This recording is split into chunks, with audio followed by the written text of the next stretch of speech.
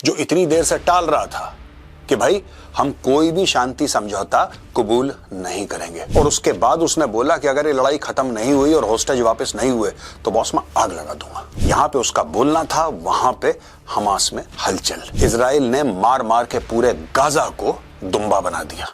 और वहां पे अगर अमेरिका भी लग जाए पीछे तो भाई साहब जहां पे गाजा था ना, वहां पे गाजा नहीं बचेगा, बस जमीन में एक बड़ा सा गड्ढा बचेगा।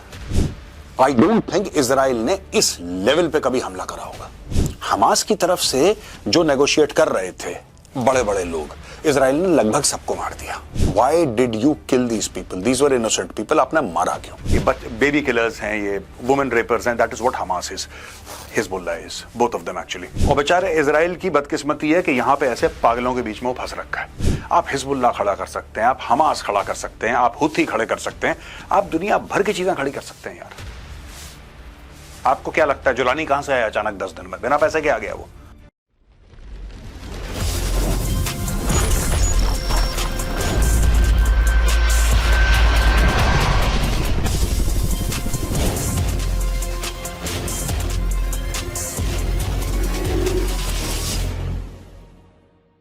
जय हिंद दोस्तों, मैं हूं मेजर गौरव आर्य और आप देख रहे हैं दी चाणक्य डायलॉग्स।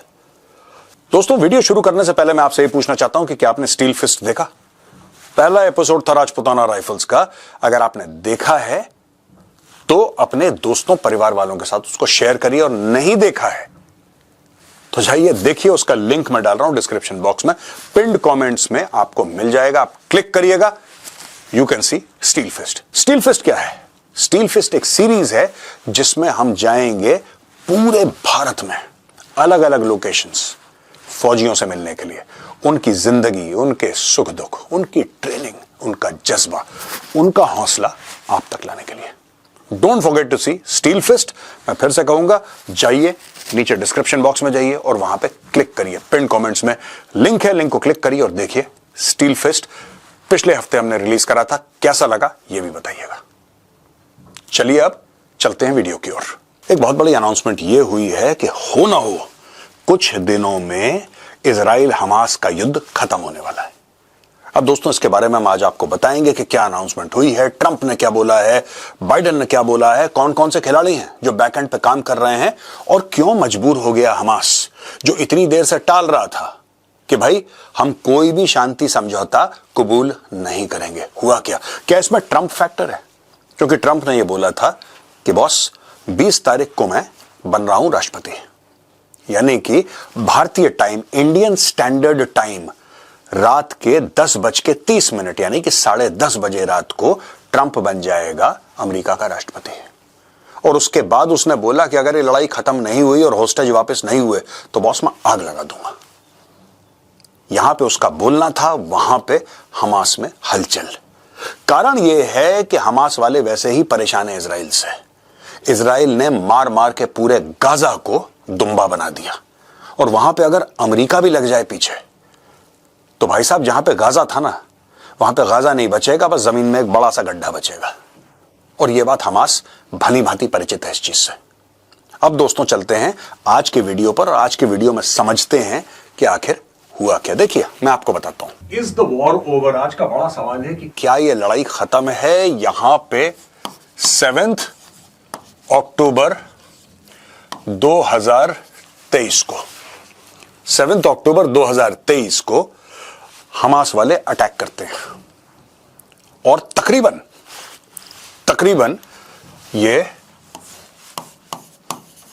1500 लोगों को, कोई 1350 का फिगर देता है, कोई 1450 का फिगर देता है, कोई 1500 का फिगर देता है, इतने लोगों को मार लेते हैं और कई बंदियों को ये वापस ले जाते हैं। और उसके बाद, यानी कि वापस ले जाना मतलब वापस गाजा में ले जाते हैं, टनल्स में ले जाते हैं, कहीं और ले जाते हैं। और उसके बाद आई थिंक एक तो वॉर होता है ना, कंप्लीट वॉर होता है। उसके अलावा आई डोंट थिंक इजराइल ने इस लेवल पे कभी हमला करा होगा।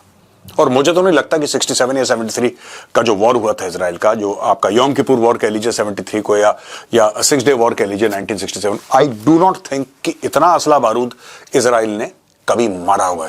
मार मार के फ्लैट कर दिया गाजा को, एक पार्किंग लॉट बना दिया। चलिए जानते हैं कि हुआ क्या है। अब दोस्तों ऐसा है कि एक अग्रीमेंट रीच हुई है स्टोरी यह है कि अग्रीमेंट रीच हो गई है और Hamas Israel shake hands. Trump declares end of Gaza war, inside details of a new hostage deal. ये जो हॉस्टेज डील थी ना, ये बन नहीं पा रही थी और साल भर से इसके ऊपर मेहनत चल रही थी, मशक्कत चल रही थी कि इतना हम देंगे, इतना तुम दोगे, लेकिन वो बात नहीं हो पा रही थी। अब ये हॉस्टेज डील क्यों हुई है? एक जमाना ये था कि नेगोशिएट किसके साथ कर रहे थे, ये बहुत बड़ी बात होती है। यहां पे आप कह सकते हैं कि यहां पे मोसाद है, इनकी फॉरेन मिनिस्ट्री है, या इनकी इंटेलिजेंस सर्विस है, इनकी आईडीएफ है, इजराइल डिफेंस फोर्सेज है, नेतन्याहू है, कोई ना कोई इजराइल के स्ट्रक्चर से नेगोशिएट कर रहा था। हमास की तरफ से जो नेगोशिएट कर रहे थे बड़े बड़े लोग, इजराइल ने लगभग सबको मार दिया। लगभग जितने भी बड़े नाम हैं हिजबुल्लाह के, लगभग जितने भी बड़े नाम हैं हमास के, इजराइल ने एक एक करके सबको निपटा दिया। कोई टनल में था तो मारा रॉकेट, टनल कलैप्स, बंदा अंदर। कोई किसी बड़ी बिल्डिंग में बैठा था, मारा रॉकेट, बिल्डिंग नीचे, बंदा खत्म। कोई तेहरान में बैठा था, अपने कमरे में सो रहा था, रात के 2-2:30 बजे अचानक एक एक्सप्लोजन होता है, बंदा खत्म।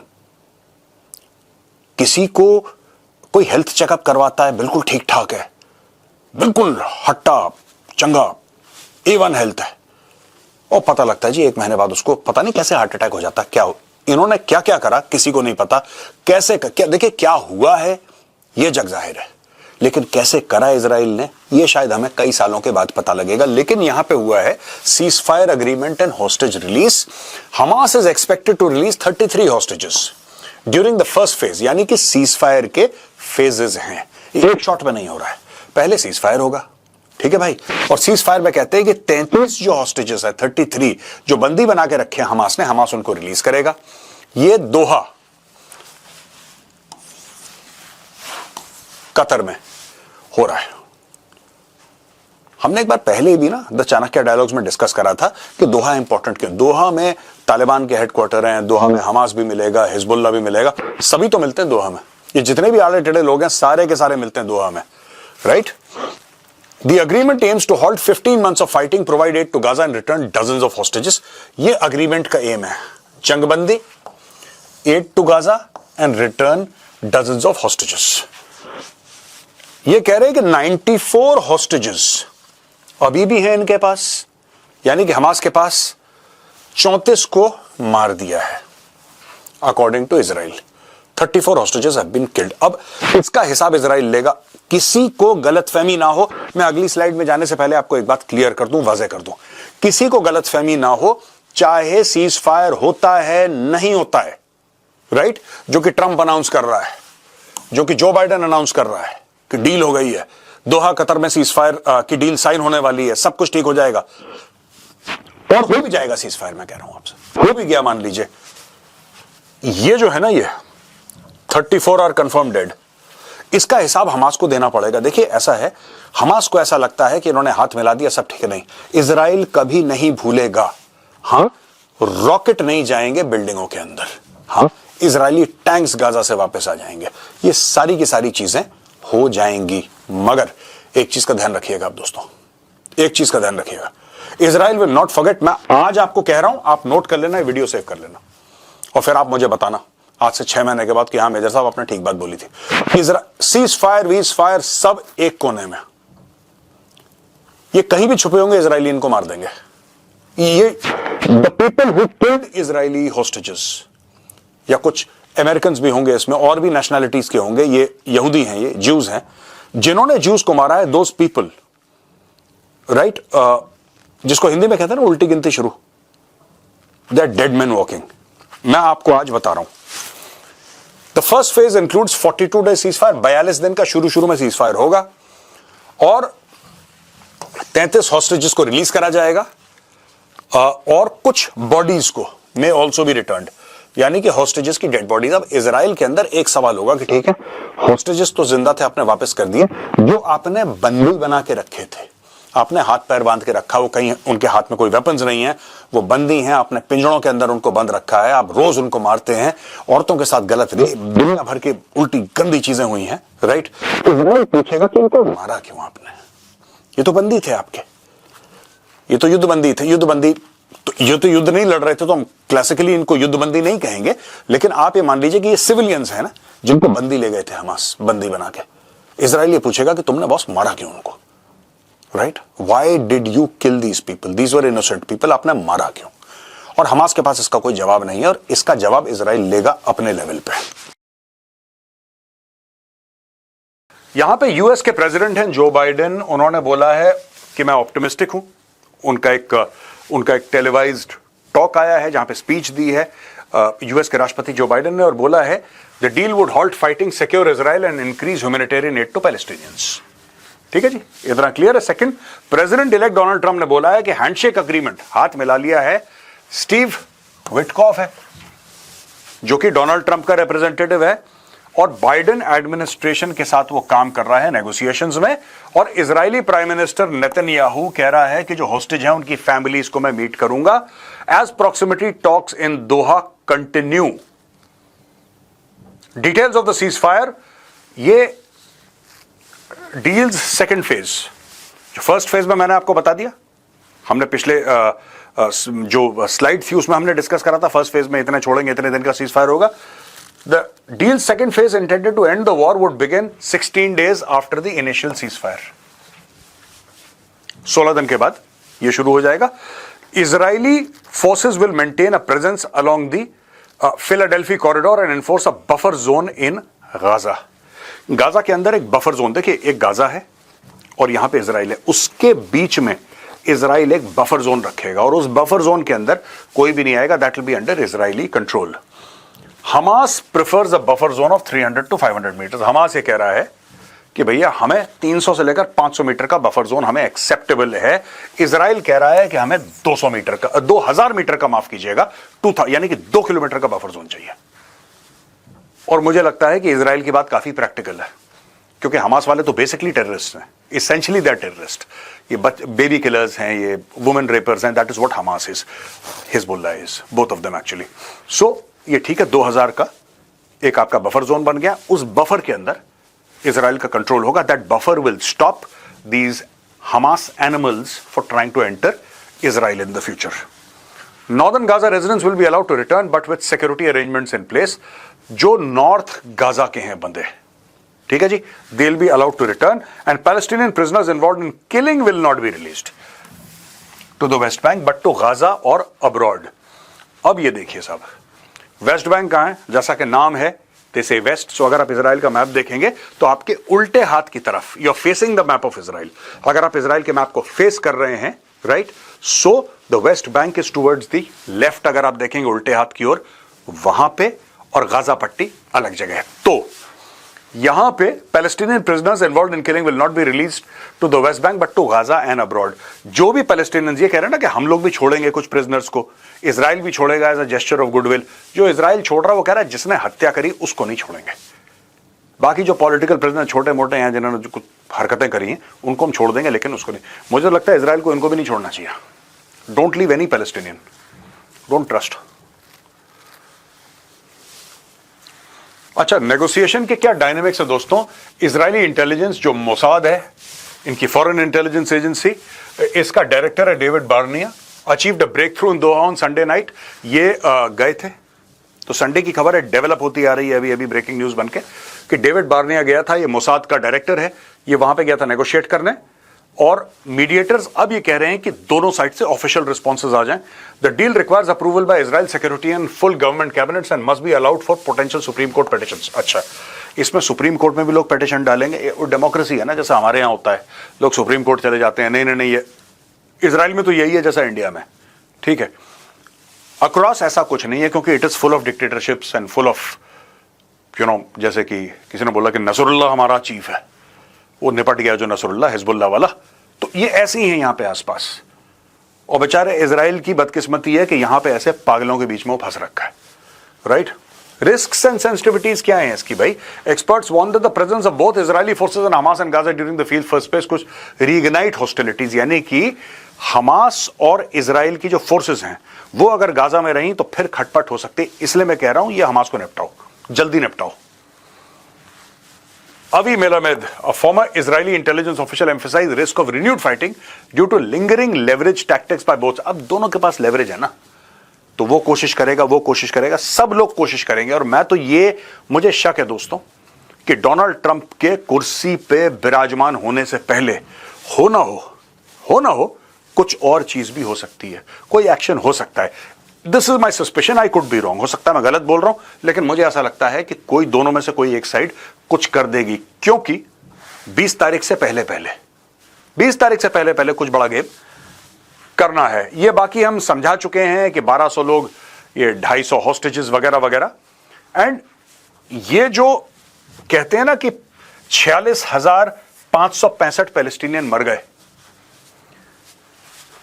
पैलेस्टीनियन मिनिस्ट्री ऑफ हेल्थ, ये क्या है भैया? पैलेस्टीनियन मिनिस्ट्री ऑफ हेल्थ पहली बार इसने ऐसा फिगर दिया है, ये ऑड फिगर, वरना हर समय इनका जीरोज में होता था।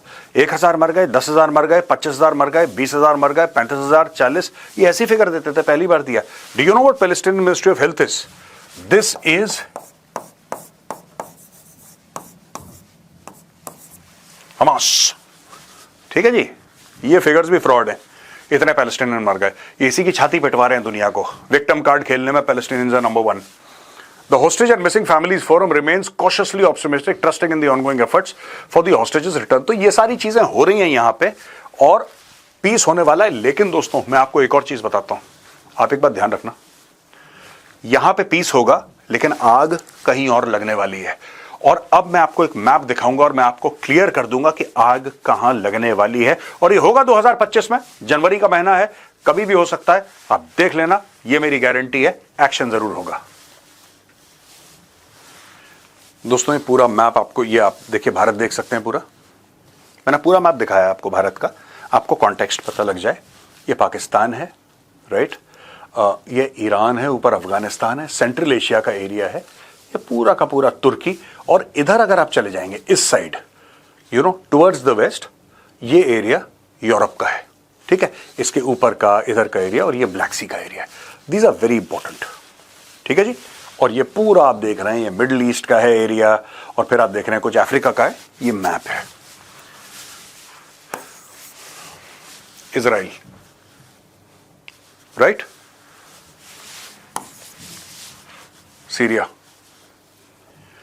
दोस्तों आज की तारीख में इजराइल सीरिया के अंदर घुसा हुआ है। आज की तारीख में इजराइल ने हमास को खत्म कर दिया और हिजबुल्लाह की दोनों टांगें तोड़ के हिजबुल्लाह को जमीन पर बैठा दिया। सीरिया में तख्ता पलट हो चुका है, और यह बात गलत नहीं है। मैं आपको बता रहा हूं, जोलानी को आप अच्छा बोलो बुरा बोलो, राइट, मैं 100% कह रहा हूं इजराइल हैज लेवरेज ऑन जोलानी। मैं 100% कह रहा हूं, मैं कन्विंस्ड हूं इस चीज से, इजराइल का लेवरेज है। यार 50 साल पुरानी हुकूमत अल बशार की फैमिली की, 50 बशार अल असद के परिवार की 50 साल से ज्यादा की हुकूमत 10 दिन में खत्म हो गई। हाउ इज इट पॉसिबल यार? आप खुद सोचो, ऐसा हो सकता है क्या? 10-12 दिन के अंदर सारा तख्ता पलट, बंदा गायब हो जा रहा है, बंदा रशिया भाग जा रहा है, उसकी फोर्सेस सब वहां पे हथियार डाल दे रही हैं। प्राइम मिनिस्टर कह रहा है मैं नहीं भागूंगा, मैं यहां पे नेगोशिएट करूंगा, तुम चिंता मत करो। यार थोड़े बहुत तो हम भी स्टूडेंट है जियोपॉलिटिक्स के, इतनी समझ हमें भी है। आई am not a master, I am not a teacher, but definitely I am a sincere student of geopolitics. ये पॉसिबल ही नहीं है। ये जो सीरिया में करा गया गेम है, मैं आपको एक और बात बता रहा हूं। सीरिया ये है, जहां पे लिखा है सीरिया, यहां पे तख्ता पलट होगा। ईरान के अंदर अचानक प्रोटेस्ट्स बढ़ने वाले हैं, ईरान के आसपास अटैक्स बढ़ने वाले हैं। मैं आपको अभी बता रहा हूं, आज की तारीख है 14 तारीख है, आप आज इस चीज को नोट कर लें, please note this, I am telling you. यहां पे, और ये जो इलाका है, ठीक है, ये जाहिदान है, ये एरिया जाहिदान एरिया है, जो कि ट्राई जंक्शन है बिटवीन पाकिस्तान, अफगानिस्तान, ईरान, ठीक है। इसको मैं मिटा देता हूं, मैंने ऐसे लिखा था कि आप लोगों को एक आइडिया लग जाए कि जाहिदान कहां पे है, ठीक है जी। और यहां पे here somewhere is Chabahar port. मैं मोटा मोटी, I could be off by a few kilometres, मोटा मोटी मैंने आपको बता दिया। दोस्तों पाकिस्तान ईरान को धोखा देगा। नोट कर लीजिए, अभी कॉपी कलम बाहर निकाल लीजिए, लिखना शुरू कर दीजिए। पाकिस्तान ईरान को धोखा देगा। धोखा डायरेक्ट नहीं होगा, लेकिन जब ईरान के ऊपर इजराइल और यूएस डायरेक्ट या इनडायरेक्ट अटैक करेंगे। देखिए, ईरान ने ना सबको एक बहुत बढ़िया चीज सिखा दी मिडिल ईस्ट में। अगर आपके पास थोड़ा सा पैसा हो, ज्यादा नहीं, ईरान के पास ज्यादा पैसा थोड़ा है, थोड़ा सा अगर आपके पास पैसा, कुछ अरब डॉलर, तो आप प्रॉक्सीज खड़ी कर सकते हैं, आप हिजबुल्लाह खड़ा कर सकते हैं, आप हमास खड़ा कर सकते हैं, आप हुथी खड़े कर सकते हैं, आप दुनिया भर की चीजें खड़ी कर सकते हैं। यार, आपको क्या लगता है जुलानी कहां से आया अचानक 10 दिन में? बिना पैसे के आ गया वो? तो ईरान ने ये सब चीजें सिखा दी, इजराइल ने सीख ली।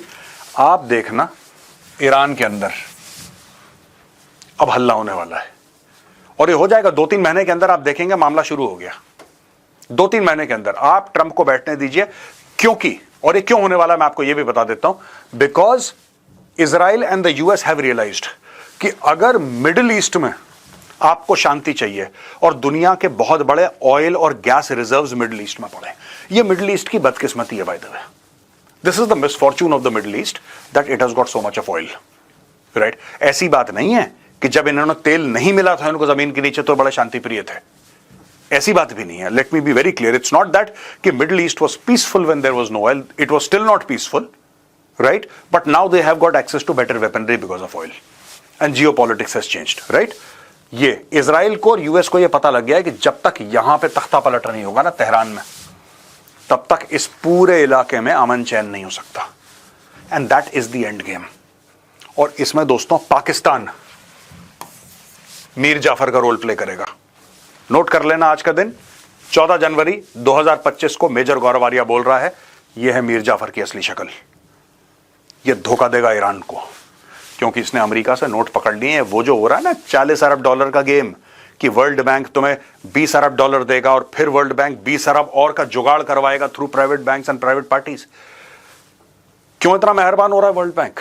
40 अरब dollar, $40 billion. $40 billion is more than what China has invested in CPEC. अब आप समझ लो पाकिस्तान को इतना पैसा क्यों दिया जा रहा है। यह पाकिस्तान की वफादारी खरीदी जा रही है, राइट। इसका फर्क अफगानिस्तान में पड़ेगा, इसका फर्क ईरान में पड़ेगा। और ईरान में तख्ता, मैं ये नहीं कह रहा कि 2025 में तख्ता पलट हो ही जाएगा, नो, लेकिन अगले 2-3 महीने में आप कार्रवाई देखना शुरू कर देंगे। ईरान के जो लीडर्स हैं वो फाइट करेंगे, लेकिन यहां पे हिजाब वाली मूवमेंट शुरू होंगी। और मैं ये फिर नहीं कह रहा कि जो पहले हिजाब की मूवमेंट हुई थी those were sponsored, I am not saying that. Nobody has the right, least of all me, to take away anything from those brave women of Iran who deserve nothing but the highest honour and deserve a salute. मैं उनके लिए कुछ नहीं कह रहा, लेकिन फिर ये करवाएगा अमेरिका। यहां पे ह्यूमन राइट्स के केसेस होंगे, यहां पे लोग सड़क पे आएंगे, यहां फौज के अंदर खलबली होगी। ये सारी की सारी चीजें ईरान के अंदर होने वाली हैं दोस्तों। एंड गेम तेहरान है। अभी सिर्फ ये लोग काम कर रहे हैं कि आगे के ऑपरेशंस के लिए गाजा पट्टी, वेस्ट बैंक और आपका ये पूरा का पूरा एरिया लेबनान का, इसको शांत कर दिया यार कुछ समय के लिए। इसको शांत करो, सबसे पहले शांत करो। यहां से आओ, look towards your north east, इस इलाके की तरफ आप देखो, और यहां से सीधा तेहरान, चेकमेट। ये असली स्टोरी है। तो दोस्तों आज का वीडियो कैसा लगा आपको? अगर पसंद आए तो उस वीडियो को लाइक करिए, हमारे चैनल को सब्सक्राइब करिए, बेल आइकन दबाना बिल्कुल मत भूलिएगा, और इस वीडियो को शेयर करिएगा। ये भविष्यवाणी है, सच होने वाली है। चलिए कल मिलते हैं फिर आपसे। जय हिंद, वंदे मातरम, भारत माता की जय।